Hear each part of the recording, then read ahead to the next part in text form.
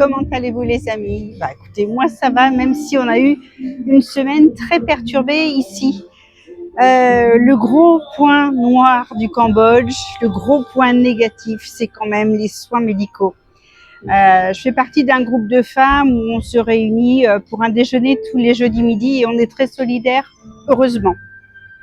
On veille chacune les unes sur les autres, certaines sont célibataires, d'autres non, mais on est très soudées.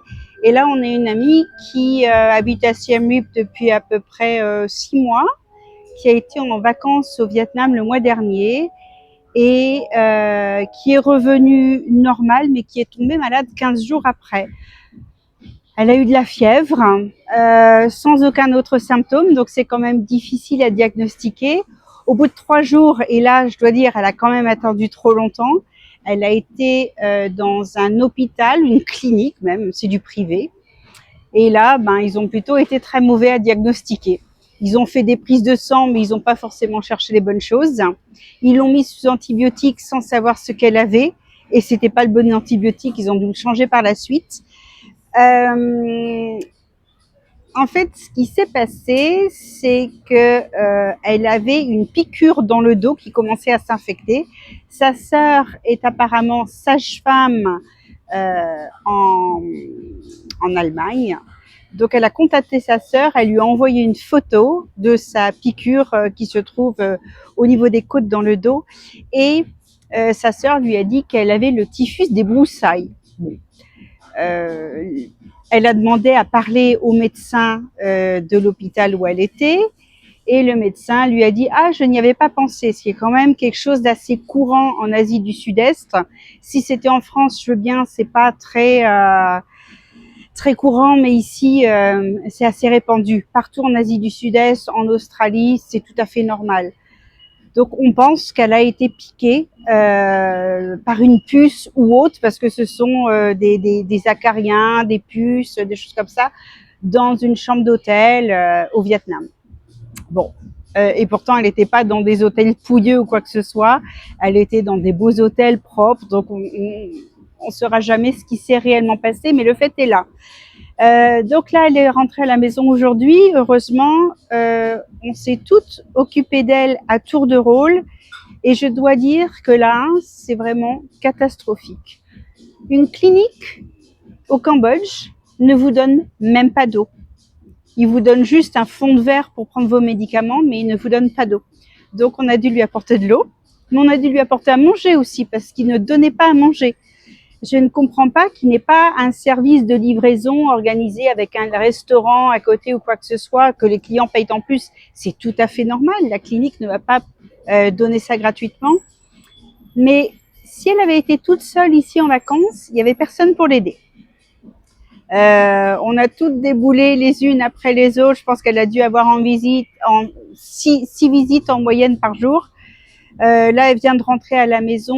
Le propriétaire de l'immeuble où elle habite est français et veille sur elle. On a des livraisons de nourriture comme Uber Eats ici. Il y a les supermarchés qui livrent. Et maintenant, elle est en état aussi de sortir. Bon, elle dort encore beaucoup, mais elle est capable de se gérer.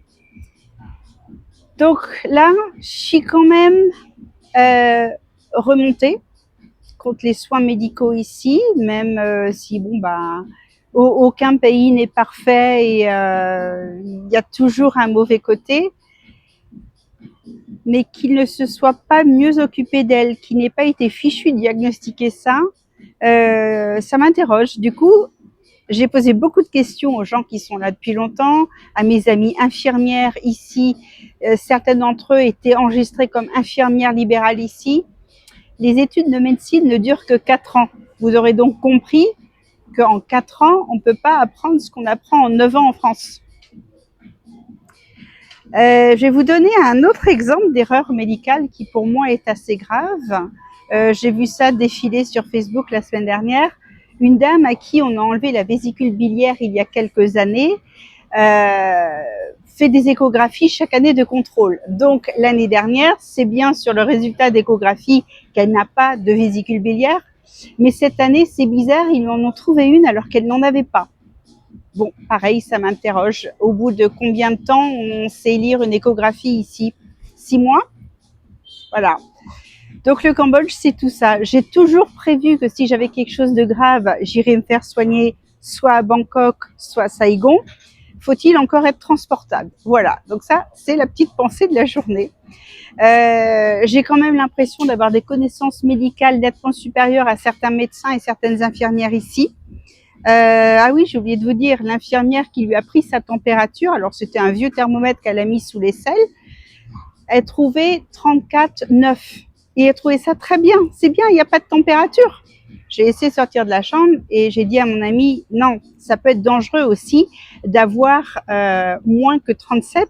C'est que tu es peut-être en hypothermie, qu'il y a peut-être autre chose. Et c'est là que on a contacté sa sœur et que sa sœur a tout suivi à distance. Il se fait que sa sœur a travaillé pour Médecins sans frontières il y a très longtemps, donc elle a aussi contacté un collègue qui est à Phnom Penh, qui est français et qui gère la chose dorénavant avec les amis qu'ils ont sur place. Donc le réseautage, ça sert et c'est bien de s'en servir. Voilà. Je vous conseillerais aussi de toujours soit voyager avec une assurance voyage, soit lorsque vous expatriez dans un pays, avoir une assurance. Essayez de penser à l'avance où vous voulez aller s'il vous arrive quelque chose, parce que c'est pas quand on est dans l'urgence ou quand on est choqué qu'on est capable de prendre ce genre de décision. Donc voilà. La vidéo de la semaine n'était pas très joyeuse, mais il faut quand même parler des choses comme ça et il faut se préparer parce que c'est pas une fois que c'est là que on est capable de réagir dans l'urgence. N'hésitez pas si vous avez des questions. Je vous souhaite une excellente semaine et je vous dis à dimanche prochain les amis. Bye bye.